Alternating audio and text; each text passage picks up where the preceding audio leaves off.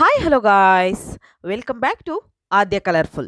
ನಾನು ಸುಮಾ. ಫ್ರೆಂಡ್ಸ್, ಇವತ್ತಿನ ವಿಡಿಯೋದಲ್ಲಿ ತುಂಬಾನೇ ರುಚಿಯಾಗಿರುವಂತಹ ದಿಢೀರಾಗಿ ಮಾಡುವಂತಹ ಒಂದು ಬ್ರೇಕ್ಫಾಸ್ಟ್ ರೆಸಿಪಿಯನ್ನು ತಯಾರಿಸೋದು ವಿಧಾನವನ್ನು ತಿಳಿಸ್ಕೊಡ್ತಾ ಇದ್ದೀನಿ. ಒಮ್ಮೆ ಈ ರೀತಿಯಾಗಿ ಒಂದು ಬ್ರೇಕ್ಫಾಸ್ಟ್ನ ತಯಾರಿಸಿ ತಿಂದರೆ ಮತ್ತೆ ಇದರ ರುಚಿನ ಮರೆಯೋದಿಲ್ಲ. ತುಂಬ ದಿಢೀರಾಗಿ ಆಗುವಂತಹ ಒಂದು ರೆಸಿಪಿ.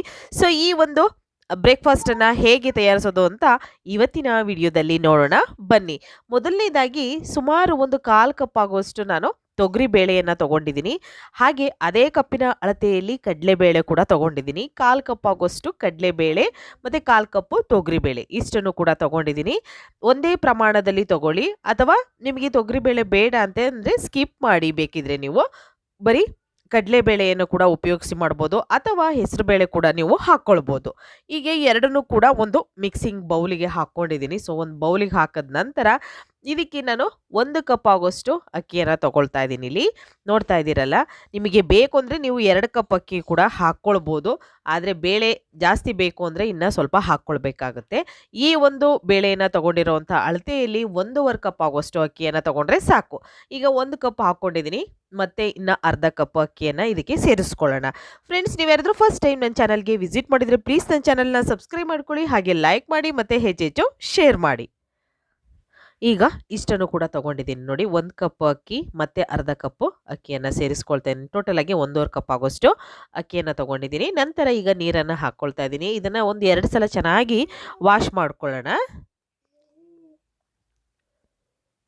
ನೋಡಿ, ನಾನು ನೀರನ್ನು ಹಾಕ್ಕೊಂಡು ನೀಟಾಗಿ ಅದನ್ನು ತೊಳೆದು ತಗೊಳ್ತಾ ಇದ್ದೀನಿ. ತುಂಬಾ ಈಸಿಯಾಗಿ ಮಾಡುವಂತಹ ಒಂದು ರೆಸಿಪಿ ಇದು. ಸೊ ಖಂಡಿತವಾಗ್ಲೂ ಫ್ರೆಂಡ್ಸ್, ಒಂದು ಸಲ ನಿಮಗೆ ಯಾವಾಗಲಾದರೂ ದಿಢೀರಾಗಿ ಕೇವಲ ಒಂದು 5ರಿಂದ 10 ನಿಮಿಷದಲ್ಲಿ ಏನಾದರೂ ಒಂದು ಮಾಡಬೇಕು ರೆಸಿಪಿ ಅಥವಾ ಬ್ರೇಕ್ಫಾಸ್ಟು ಅಂದಾಗ ದಿಢೀರಾಗಿ ಮಾಡ್ಕೊಳ್ಳೋವಂಥದ್ದು, ಅಥವಾ ಸಂಜೆ ಮಕ್ಕಳಿಗೆ ಏನಾದರೂ ಮಾಡಿಕೊಡ್ಬೇಕು ಹೆಲ್ದಿಯಾಗಿರೋದು ಅಂದರೆ ಖಂಡಿತವಾಗ್ಲೂ ಈ ಒಂದು ರೆಸಿಪಿಯನ್ನು ಕೂಡ ನೀವು ಟ್ರೈ ಮಾಡ್ಬೋದು.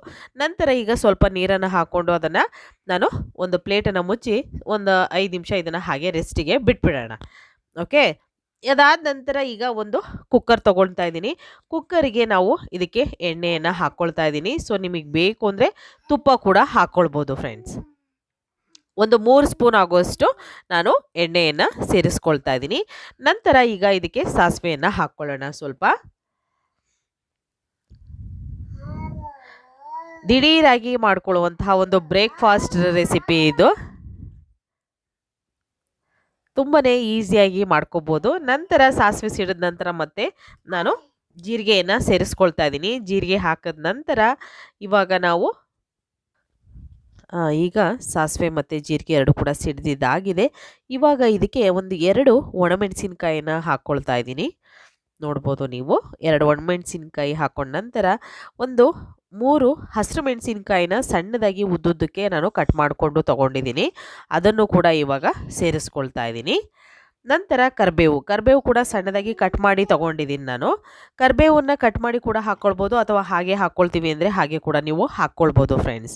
ನೋಡಿ, ಈಗ ಹಸಿರು ಮೆಣಸಿನ್ಕಾಯಿ ಎಲ್ಲ ಚೆನ್ನಾಗಿ ಫ್ರೈ ಆದ ನಂತರ ಈರುಳ್ಳಿಯನ್ನು ಸೇರಿಸ್ಕೊಳ್ಳೋಣ. ಸುಮಾರು 2 ಈರುಳ್ಳಿಯನ್ನು ಹಾಕ್ಕೊಂಡಿದ್ದೀನಿ. ಸಣ್ಣಗೆ ಉದ್ದಕ್ಕೆ ಕಟ್ ಮಾಡಿರುವಂತಹ ಈರುಳ್ಳಿಯನ್ನು ನಾನು ತೊಗೊಂಡಿದ್ದೀನಿ. ನೋಡಿ, ಈ ರೀತಿಯಾಗಿ ಇದನ್ನು ನಾವು ಫ್ರೈ ಮಾಡ್ಕೊಂಬಿಡೋಣ. ಈರುಳ್ಳಿ ಸ್ವಲ್ಪ ಟ್ರಾನ್ಸ್ಪರೆಂಟ್ ಆಗಲಿ, ಅಲ್ಲಿವರೆಗೂ ನಾವು ಇದನ್ನು ಬೇಯಿಸ್ಕೋಬೇಕಾಗುತ್ತೆ. ಅದಾದ ನಂತರ ಇವಾಗ ಸಣ್ಣಗೆ ಕಟ್ ಮಾಡಿರುವಂಥ ಅಥವಾ ಪೇಸ್ಟನ್ನು ಕೂಡ ನೀವು ಹಾಕ್ಕೊಳ್ಬೋದು, ಅಥವಾ ಕಟ್ ಮಾಡಿ ಕೂಡ ಹಾಕ್ಕೊಳ್ಬೋದು. ನಾನು ಬೆಳ್ಳುಳ್ಳಿಯನ್ನು ಸಣ್ಣದಾಗಿ ಕಟ್ ಮಾಡಿ ಹಾಕ್ಕೊಂಡಿದ್ದೀನಿ, ಮತ್ತು ಶುಂಠಿಯನ್ನು ಚಚ್ಚಿ ಹಾಕ್ಕೊಂಡಿದ್ದೀನಿ. ನೀವು ಬೇಕು ಅಂದರೆ ಎರಡನ್ನೂ ಪೇಸ್ಟ್ ಮಾಡಿ ಕೂಡ ಹಾಕ್ಕೊಳ್ಬೋದು, ಏನೂ ತೊಂದರೆ ಇಲ್ಲ. ನಂತರ ಇವಾಗ ಸಣ್ಣಗೆ ಕಟ್ ಮಾಡಿರುವಂತಹ ಟೊಮ್ಯಾಟೊವನ್ನು ಹಾಕ್ಕೊಳ್ಳೋಣ. ನೋಡ್ತಾ ಇದ್ದೀರಲ್ಲ, ಟೊಮ್ಯಾಟೊ ಸೇರಿಸ್ಕೊಳ್ತಾ ಇದ್ದೀನಿ. ನಾನು ಇಲ್ಲಿ ಸುಮಾರು 2 ಟೊಮ್ಯಾಟೊವನ್ನು ಸಣ್ಣದಾಗಿ, ದೊಡ್ಡ ಸೈಜಲ್ಲಿರುವಂಥ 2 ಟೊಮ್ಯಾಟೊವನ್ನು ಸಣ್ಣದಾಗಿ ಕಟ್ ಮಾಡಿ ಸೇರಿಸ್ಕೊಂಡಿದ್ದೀನಿ. ನೋಡ್ಬೋದು, ಈಗ ಚೆನ್ನಾಗಿ ಇದು ಫ್ರೈ ಆಗಲಿ, ಅಲ್ಲಿವರೆಗೂ ಇದನ್ನು ಬಿಟ್ಬಿಡೋಣ. ಈಗ ಟೊಮ್ಯಾಟೊ ಕೂಡ ಒಂದು 2 ನಿಮಿಷ ಅದು ಚೆನ್ನಾಗಿ ಫ್ರೈ ಆಗಲಿ. ಸ್ವಲ್ಪ ಮೆತ್ತಗೆ ಆಗ್ತಾ ಇರಬೇಕು ಈರುಳ್ಳಿ ಮತ್ತು ಟೊಮ್ಯಾಟೊ ಎಲ್ಲ ಕೂಡ. ಆಗ ನಾವು ಮಸಾಲೆಗಳನ್ನು ಸೇರಿಸ್ಕೋಬೇಕಾಗುತ್ತೆ. ಈಗ ಅಚ್ಕಾರದ ಪುಡಿಯನ್ನು ಹಾಕ್ಕೊಳ್ತಾ ಇದ್ದೀನಿ. ಇಲ್ಲಿ ನಾನು 1 ಸ್ಪೂನ್ ಆಗುವಷ್ಟು ಅಚ್ಕಾರದ ಪುಡಿಯನ್ನು ಸೇರಿಸ್ಕೊಳ್ತಾ ಇದ್ದೀನಿ.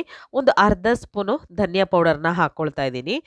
ನಿಮಗೆ ಖಾರಕ್ಕೆ ಅನುಗುಣವಾಗಿ ನೀವು ತಗೊಳ್ಬೋದು. ಇಲ್ಲಿ ಹಸಿರು ಮೆಣಸಿನ್ಕಾಯಿ ಕೂಡ ಹಾಕಿರ್ತೀವಲ್ವ, ನೋಡಿಕೊಂಡು ನೀವು ಹಾಕ್ಕೊಳ್ಳಿ ಅಚ್ಕಾರದ ಪುಡಿಯನ್ನು.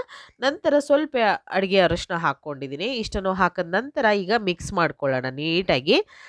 ಮಿಕ್ಸ್ ಆದ ನಂತರ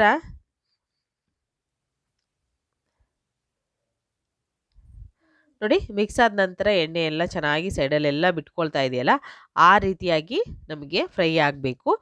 ನಾನಿವಾಗ ಉಪ್ಪನ್ನು ಕೂಡ ಸೇರಿಸ್ಕೊಳ್ತಿದ್ದೀನಿ. ನಾನು ಹಳಿ ಉಪ್ಪನ್ನು ಹಾಕ್ಕೊಂಡಿದ್ದೀನಿ. ಬೇಕು ಅಂದರೆ ಪುಡಿ ಉಪ್ಪು ಕೂಡ ನೀವು ಸೇರಿಸ್ಕೊಳ್ಬೋದು. ಈಗ ಇದನ್ನು ಚೆನ್ನಾಗಿ ಮಿಕ್ಸ್ ಮಾಡ್ಕೊಂಡಿದ್ದೀನಿ. ಮಿಕ್ಸ್ ಆದ ನಂತರ ಇವಾಗ ಅಕ್ಕಿ ಮತ್ತು ಬೇಳೆ ಎರಡನ್ನೂ ಕೂಡ ನಾವು ಇದಕ್ಕೆ ಸೇರಿಸ್ಕೊಳ್ಳೋಣ. ನೋಡಿ, ನಾವು ತೊಳೆದು ಅದನ್ನು ನೆನೆಯೋದಕ್ಕೆ ಬಿಟ್ಟಿದ್ವಲ್ಲ, ಅಕ್ಕಿ ಬೇಳೆ ಎರಡನ್ನೂ ಕೂಡ ಹಾಕ್ಕೊಳ್ತಾ ಇದ್ದೀನಿ. ಈಗ ಹಾಕಿದ ನಂತರ ಒಂದ್ಸಲ ಮಿಕ್ಸ್ ಮಾಡ್ಕೊಳ್ಳೋಣ. ಇದನ್ನು ಈ ರೀತಿಯಾಗಿ ಮಿಕ್ಸ್ ಮಾಡಿದ ನಂತರ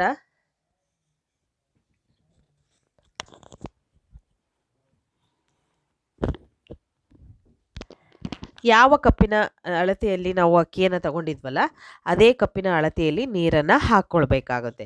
ಇಲ್ಲಿ 1.5 ಕಪ್ ಆಗುವಷ್ಟು ಅಕ್ಕಿ ತೊಗೊಂಡಿದ್ದೀನಿ ಮತ್ತು ಒಂದು ಅರ್ಧ ಕಪ್ ಆಗುವಷ್ಟು 2 ಸೇರಿ ಬೇಳೆಗಳನ್ನು ತೊಗೊಂಡಿದ್ದೀನಿ. ಅಲ್ಲಿಗೆ 2 ಕಪ್ ಆಗುತ್ತೆ. ಅದಕ್ಕೆ ನೀರು ಎಷ್ಟು ಬೇಕು ನೋಡಿಕೊಂಡು ನೀರನ್ನು ಹಾಕ್ಕೊಳ್ಬೇಕಾಗುತ್ತೆ.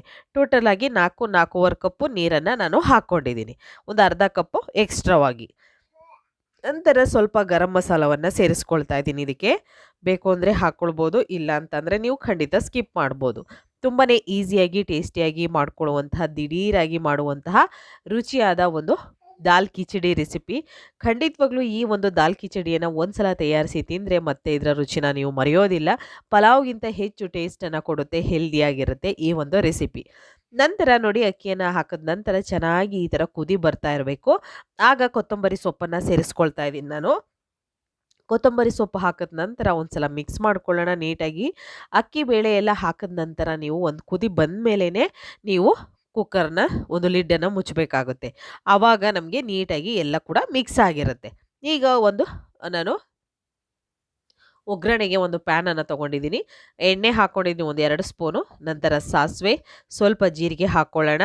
ಜೀರಿಗೆ ಹಾಕಿದ ನಂತರ ನಾನಿಲ್ಲಿ 1-2 ಒಣಮೆಣಸಿನ್ಕಾಯನ್ನು ಸೇರಿಸ್ಕೊಳ್ತೀನಿ ಮತ್ತು ಕರಿಬೇವನ್ನು ಹಾಕ್ಕೊಳ್ತೀನಿ. ನೋಡ್ತಾ ಇದ್ದೀರಲ್ಲ, ಸಾಸಿವೆ ಎಲ್ಲ ಸಿಡಿದ ನಂತರ ಒಣಮೆಣಸಿನ್ಕಾಯಿ 2 ಹಾಕ್ಕೊಂಡು ಕರಿಬೇವು ಹಾಕ್ಕೊಂಡಿದ್ದೀನಿ. ಈಗ ಒಗ್ಗರಣೆ ರೆಡಿಯಾಗಿದೆ ಫ್ರೆಂಡ್ಸ್. ಇದಕ್ಕೆ ಬೇಕು ಅಂದರೆ ಸ್ವಲ್ಪ ಪೆಪ್ಪರ್ ಪೌಡರ್ ಹಾಕ್ಕೊಳ್ಳೋಣ. ಹಾಗೆ ಸ್ವಲ್ಪ ಅಚ್ಕಾರದ ಪುಡಿಯನ್ನು ಸೇರಿಸ್ಕೊಳ್ಳೋಣ. ಇಷ್ಟನ್ನು ಹಾಕಿದ ನಂತರ ಒಂದ್ಸಲ ಮಿಕ್ಸ್ ಮಾಡ್ಕೊಳ್ಳೋಣ.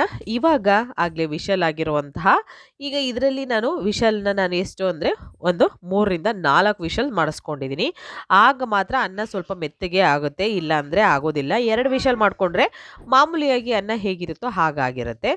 ನೋಡ್ತಾ ಇದ್ದೀರಲ್ಲ, ಈ ರೀತಿಯಾಗಿ ನಮಗೆ ದಾಲ್ ಕಿಚಡಿ ರೆಡಿಯಾಗಿದೆ. ಇವಾಗ ಒಗ್ಗರಣೆ ಮಾಡಿರೋ ಅಂಥದ್ದನ್ನು ಇದಕ್ಕೆ ಸ್ವಲ್ಪ ಕೊತ್ತಂಬರಿ ಸೊಪ್ಪನ್ನು ಹಾಕಿ ಒಗ್ಗರಣೆನೂ ಕೂಡ ನಾನು ಹಾಕ್ಕೊಳ್ತಾ ಇದ್ದೀನಿ.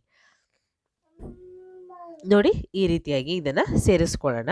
ಎಲ್ಲದನ್ನು ಕೂಡ ಸೇರಿಸ್ಕೊಂಡು ಒಂದ್ಸಲ ಮಿಕ್ಸ್ ಮಾಡಿಕೊಂಡ್ರೆ ರುಚಿಯಾಗಿರುವಂತಹ ಒಂದು ದಾಲ್ ಕಿಚಡಿ ರೆಡಿಯಾಗುತ್ತೆ. ಈ ಒಂದು ದಾಲ್ ಕಿಚಡಿಯನ್ನು ಒಂದ್ಸಲ ತಯಾರಿಸಿ ದಿಢೀರಾಗಿ ಮಾಡುವಂತಹ ರುಚಿಯಾದ ಒಂದು ಬ್ರೇಕ್ಫಾಸ್ಟ್. ಒಮ್ಮೆ ತಿಂದರೆ ಇದರ ರುಚಿನ ನೀವು ಮರೆಯೋದಿಲ್ಲ. ತುಂಬಾ ಈಸಿಯಾಗಿರುವಂತಹ ಒಂದು ರೆಸಿಪಿ ರೆಡಿಯಾಗಿದೆ. ನೀವು ಕೂಡ ಮನೇಲಿ ಟ್ರೈ ಮಾಡಿ, ಹೇಗೆ ಬಂತು ಅಂತ ತಪ್ಪದೆ ಕಾಮೆಂಟ್ ಸೆಕ್ಷನಲ್ಲಿ ತಿಳಿಸಿ. ಇವತ್ತಿನ ವಿಡಿಯೋನ ಇಲ್ಲಿಗೆ ಮುಗಿಸ್ತೀನಿ. ಮತ್ತೆ ಇನ್ನೊಂದು ಹೊಸ ವಿಡಿಯೋ ಜೊತೆ ಬರ್ತೀನಿ. ಅಲ್ಲಿವರೆಗೂ take care, bye, see you.